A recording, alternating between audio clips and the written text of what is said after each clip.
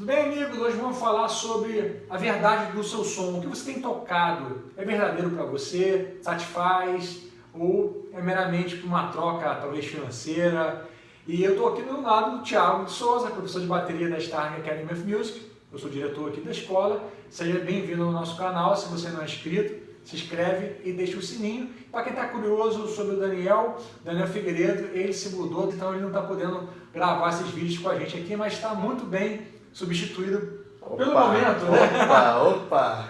Sou sub. E o Daniel, no momento, volta aí a gravar os vídeos com a gente, tá bom? É interessante falar sobre essa questão de você tocar algo porque existe uma necessidade financeira, você está tocando algo que você não acredita.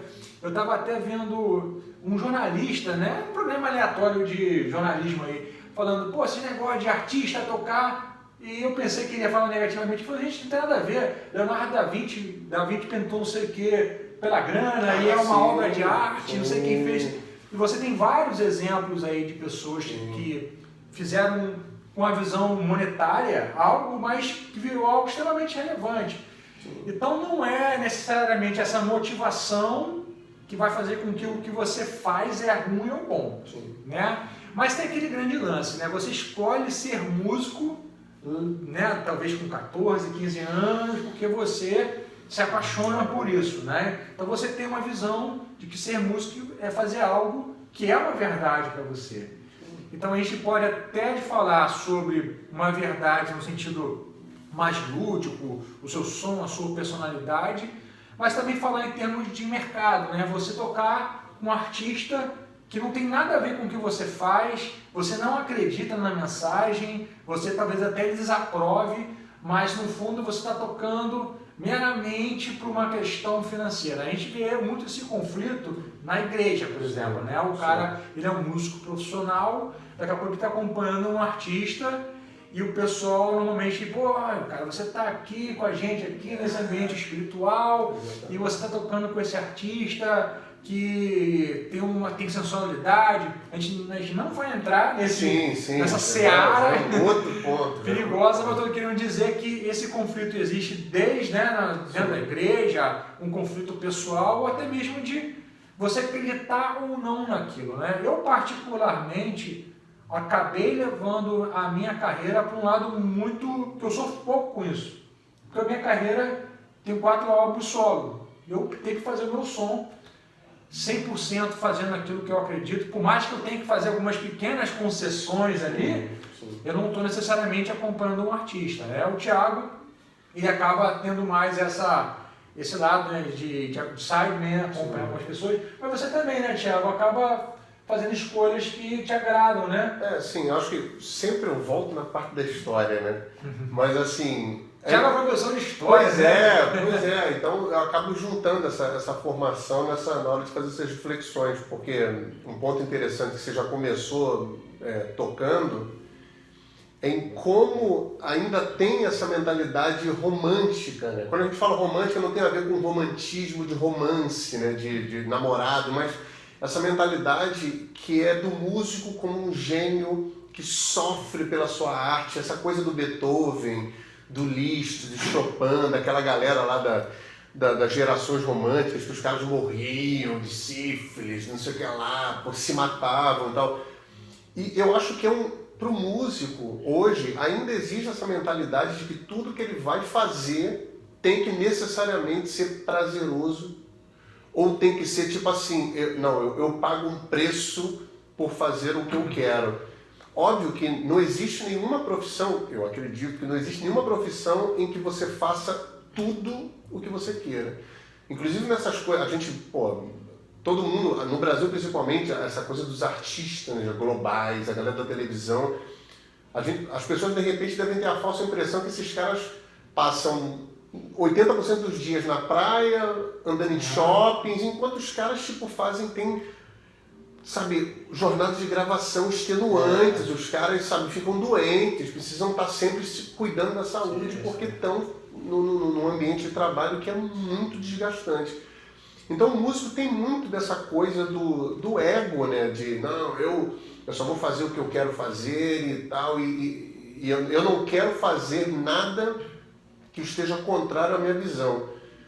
E acaba que até quando você faz o que você quer fazer, como você acabou de falar, você tem que fazer algumas concessões, alguns ajustes, assim. Mesmo que você toque música instrumental de vanguarda, até para você se conectar com um público de vanguarda, você tem que alinhar o que você quer tocar com o que o teu público está esperando. Então você não pode simplesmente chegar lá e tocar o que... Ah não, agora o meu som, vou chegar no meu show, Matheus Starling de guitarra, mas eu vou fazer um solo com panela de pressão. Vocês vão falar, ué, o que está acontecendo? Então, concessões de todo tipo, elas acontecem, mas é muito forte ainda essa mentalidade. E isso acaba atingindo muito quando a gente pensa nessa questão da religiosidade, né? A religião, de como a religião ela ainda, apesar de pautar a cosmovisão do indivíduo, do comprometimento dele com certas áreas da vida, mas como é muito forte essa redoma nos músicos, né? Então, por exemplo, um cara que é um pregador, um pastor, se ele vai dar uma palestra numa faculdade que não seja confessional, ou seja, o cara vai dar uma palestra sobre, sei lá, psicanálise, sem problema. Mas se o músico vai tocar em algum ambiente que não seja um ambiente que é conectado à religião, à fé, ele sofre questionamentos e tal. E isso traz muita angústia para muita gente, mas o ponto-chave não é esse. Até que ponto a tua verdade como instrumentista ela está conectada ao teu trabalho? E, novamente, por exemplo, eu sou professor, Matheus também é professor, nós somos músicos, mas eventualmente você está naquele dia que você fala, caramba, hoje eu não estou no dia a fim de dar aula, mas eu preciso estar no meu melhor para suprir as necessidades do aluno, você tem que ter a paciência, você tem que estar ligado para alguns deslizes, alguns acertos e avanços do aluno, mesmo você não estando nas suas melhores condições. Eu lembro de uma vez que o Virgil Donati, que é um batera que eu acompanhava muito, né, tal, ele falava que tinha dias que ele, acho que uma apresentação dele no Batuca, aqui no Brasil, ele não estava bem, ele estava doente, e ele teve que tocar. E ele falou que isso é uma coisa que ele aprendeu muito nos Estados Unidos. Que nos Estados Unidos, independente da situação de saúde que o cara esteja, se ele tem aquele compromisso, ele vai lá fazer, ele tem que estar tocando nas melhores condições, assim. Então foi até uma provocação que ele fez lá pro público, ele tal, tipo, pô, não estou nas minhas melhores condições, mas estou aqui tocando. Então, assim, nem sempre você vai estar no seu 100%. Eu já ouvi isso milhares de vezes. Pô, hoje o instrumento está me ganhando. Pô, hoje eu não estou no meu melhor dia. E acaba que o público não está nem aí, sabe?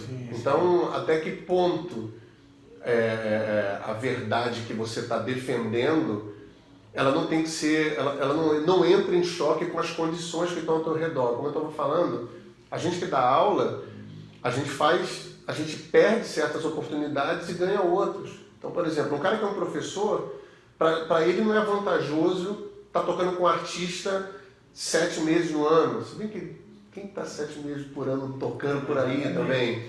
Mas, por outro lado, o cara que é professor não vai estar viajando por aí, não vai estar tocando com um, com o outro. Então, assim, não tem jeito.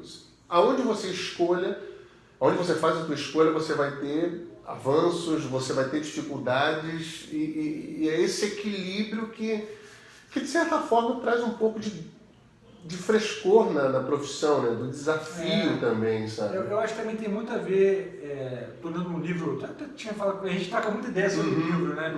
Um livro simples, chamado, o título é horrível, né? O Jeito Harvard de Ser Feliz, que é uma matéria, engraçada, é uma classe lá, né? Num semestre, que é o curso mais concorrido da faculdade. E eles, quando lançaram esse curso, eles falam assim, pô, será que alguém vai querer assistir? Né? E é uma concorrência, assim, fenomenal. E ele fala muito sobre essa psicologia positiva. Tipo assim, a gente está falando sobre, você não vai ter o melhor de todos os mundos. Não, olha só, eu vou excursionar 6 vezes no ano, cansei, vou dar minhas aulas, cansei. O mundo não é assim, mas você precisa ter uma perspectiva positiva de tudo que você está fazendo. Então, às vezes você vai tocar, você roda uma semana de ônibus para tocar 2 vezes. O que você pode tirar de positivo nisso? Né? Talvez um convívio social, uma construção de amizade com as pessoas, ali você pode usar esses momentos para estar estudando. O pessoal do Jota Quest até brincava que Quem é o melhor músico de Jota Quest? Não precisa nem falar quem era, baixista, né? Sim, E o pessoal falava, pô, a gente tava viajando de ônibus lá, tava o barulho, que era o maluco lá praticando no baixo. Era todo mundo lá curtindo a vida, tava o maluco praticando no baixo. Pra você ver, ele tem o quê? Ele aproveitou aquele momento não pra, poxa, que saco, cara, tô no ônibus aqui. Não, vou praticar, voltar usando isso de forma positiva.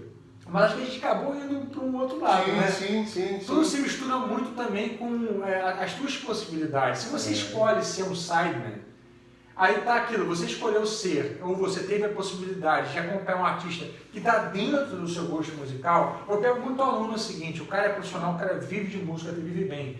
Mas ele vem, por exemplo, pô, cara, hoje em dia eu só toco sertanejo, Matheus, cara, e eu estou estudando porque eu não faço nada além do que aquelas batidas específicas e os 6, 7 acordes que tem. Então, se eu não estudar, eu não vou ter algo natural dentro da minha gig que vai me projetar para estar crescendo. E o cara aí entra numa espiral de angústia, ansiedade, fala, pô, cara, eu sempre sonhei em ser músico e tocar uma coisa, eu estou tocando algo que eu não gosto, que eu não acredito.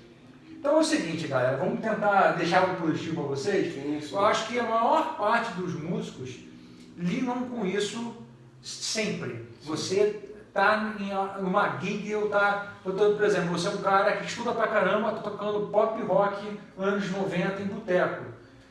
Tem que pensar também que se você continua a sua evolução, lembra que a gente falou sobre você definir o seu público, se ver como artista, né, foi o vídeo passado, independentemente da sua gig, você se vê como um artista, que você se promove, essa fase, se ela não é boa para você, ela vai passar e você vai galgar algo de longo prazo, talvez seu.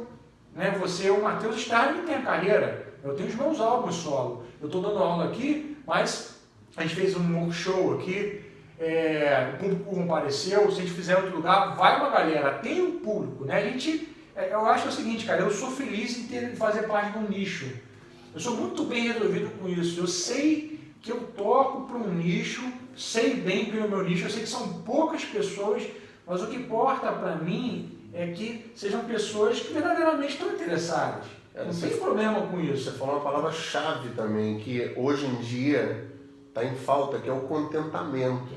O contentamento não é você abaixar a cabeça para as situações, é você ter consciência de que aquela situação que você está passando, de repente ela não é a melhor, mas isso não impede de você ser o melhor profissional que você puder. Porque acaba também você entrando num ciclo vicioso. Putz, não estou tocando onde eu queria, então não vou fazer o trabalho do jeito que eu poderia fazer. Ou seja, o negócio fica pior ainda, porque de repente, cara, eu ouvi essa história por alto, mas não sei se é verdade, mas o que me passaram é que a Maria Gadu foi descoberta mais ou menos assim, tocando num barzinho, o cara passou, olhou, tipo, coisas que são difíceis de acontecer hoje. Sim. O cara olhou... Não dependa disso. Pois né? é, mas assim, tipo, imagina se ela tivesse, nossa, eu tô aqui tocando, não gosto de tocar aqui, então vou fazer de qualquer jeito.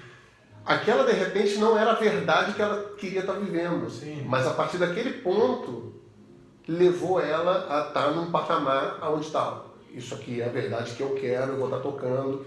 Esse contentamento, essa consciência de, tipo, eu estou nessa posição e eu vou fazer o melhor trabalho que eu puder, porque de repente é uma fase passageira, eu vou estar evoluindo, eu vou fazer o meu trampo e vamos nessa, assim. É uma coisa que faz toda a diferença na hora de você conectar a tua verdade, que nem sempre se conecta com o trabalho que você tá enfrentando.